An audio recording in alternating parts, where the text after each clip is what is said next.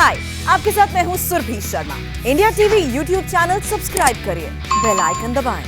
वाजे पर एनआईए सूत्रों से एक और बड़ी खबर हुई है और बड़ी खबर यह मिली है कि अब तक इस केस में 3 कार के रोल सामने आए थे। अब चौथी कार की भी मिस्ट्री सामने आई है। सचिन वाजे की एक और कार की पहचान हुई है जो वाजे की सोसाइटी में ही मिली है।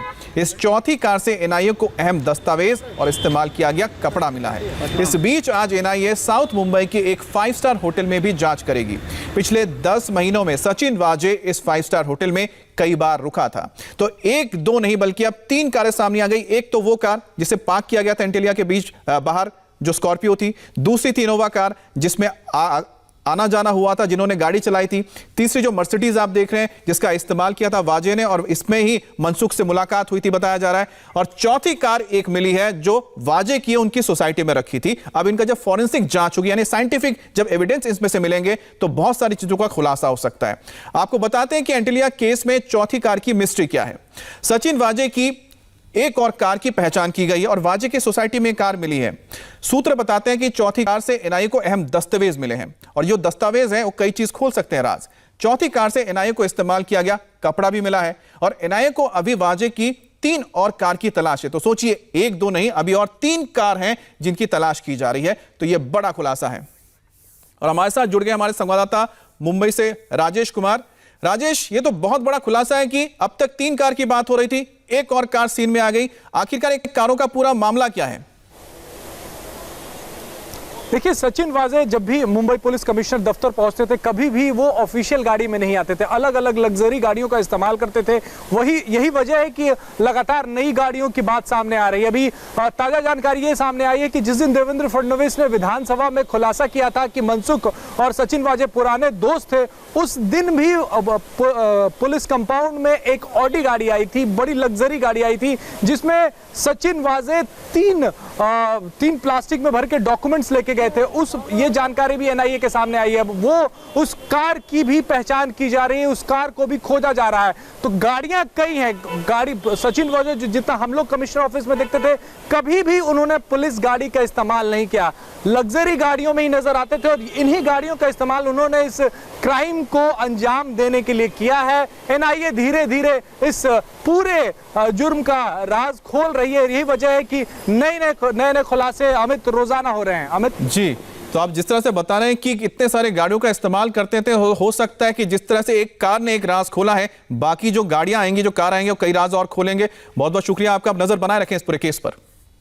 वाजे के केस में एक और खुलासा हुआ है। स्कॉर्पियो के मालिक मनसुख की पोस्टमार्टम रिपोर्ट पर सवाल खड़े किए गए। दरअसल पोस्टमार्टम करने वाले डॉक्टर्स से एनआईए ने पूछताछ की। 6 घंटे तक यह पूछताछ चली है और इसमें एनआईए के अधिकारियों ने डाइटम रिपोर्ट को लेकर सवाल पूछे थे। आपको बता दें कि डाइटम रिपोर्ट में कहा गया है कि मनसुख की मौत दम घुटने से हुई है, जबकि पोस्टमार्टम रिपोर्ट में पानी में डूबने से मौत की वजह बताया गया है।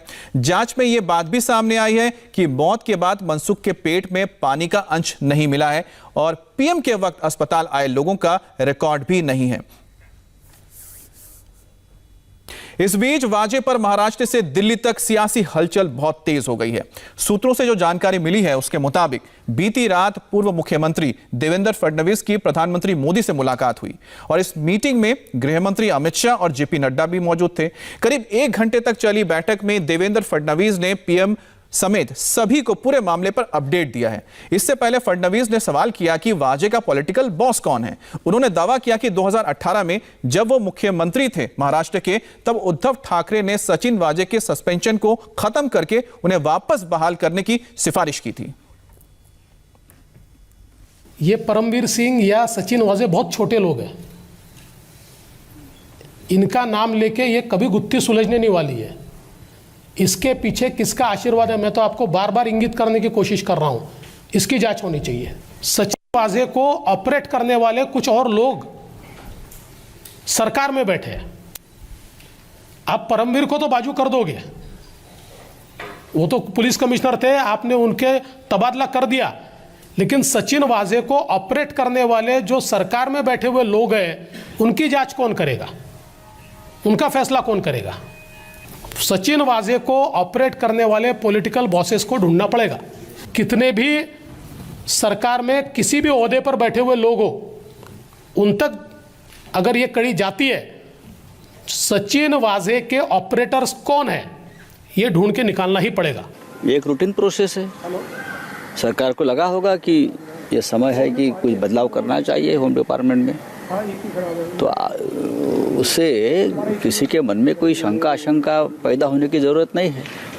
मुंबई बड़ा शहर है, बड़ा पुलिस फोर्स है, प्रोफेशनल पुलिस फोर्स है। परमवीर सिंह साहब भी बहुत ही बड़े अधिकारी है, अच्छे अधिकारी है, बहुत ही हिम्मतबाज अधिकारी है, अफसर है।